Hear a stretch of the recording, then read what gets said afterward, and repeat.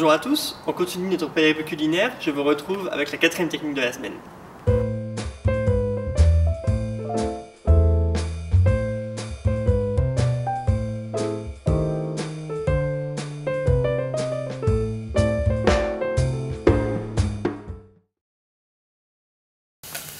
Bonjour à tous et bienvenue sur r2.fr. On continue la recette de la noix de veau en croûte de thym et de pain d'épices avec la couronne de pommes de terre, des gnocchis de petits pois et la sauce au porto. Justement, aujourd'hui, on va faire la sauce au porto.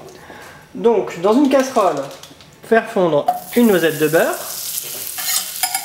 On ajoute ensuite une échalote ciselée. Donc, si vous ne savez pas ciseler une échalote, je vous invite à aller voir la technique sur la chaîne R2.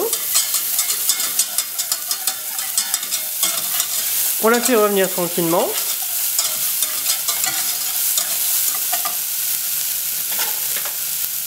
Ensuite, on va ajouter le porto. Donc on va déglacer le tout au porto.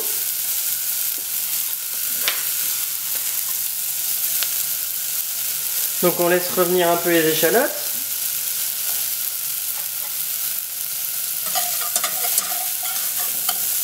On déglace au porto. Donc j'ai mis environ 10 centilitres de porto.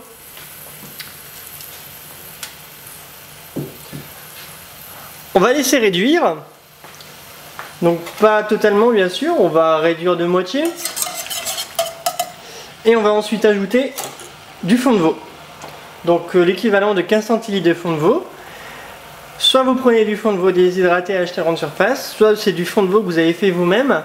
Je montre comment on fait du fond de veau sur ma chaîne R2 également, donc je vous invite à aller voir si ça vous intéresse. Je laisse réduire mon porto et je reviens juste après. Mon porto a bien réduit. Maintenant on va ajouter le fond de veau, 5 branches de thym et 8 feuilles de céleri. Je vous invite maintenant à couper le gaz. Et on va laisser infuser le tout.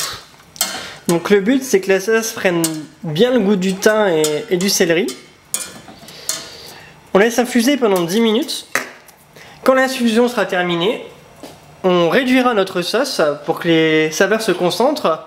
Et on passera le tout au tamis pour enlever les échalotes, le thym et le céleri. Donc je laisse infuser le tout sans température et je vous retrouve juste après.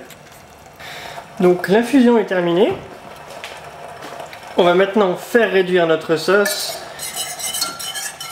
jusqu'à l'obtention d'une consistance sirupeuse, bien épaisse. Ensuite, on va passer le tout au tamis pour enlever le thym, le céleri et les échalotes restantes.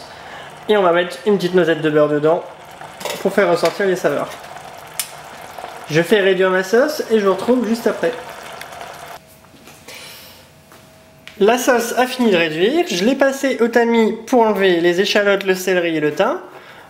On va profiter du fait qu'elle soit chaude pour ajouter une petite noisette de beurre.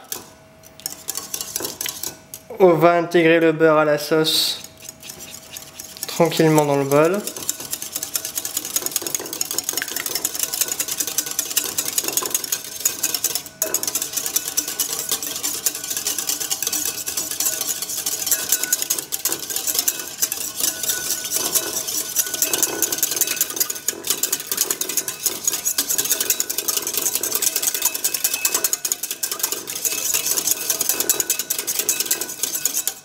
Voilà, notre sauce est prête.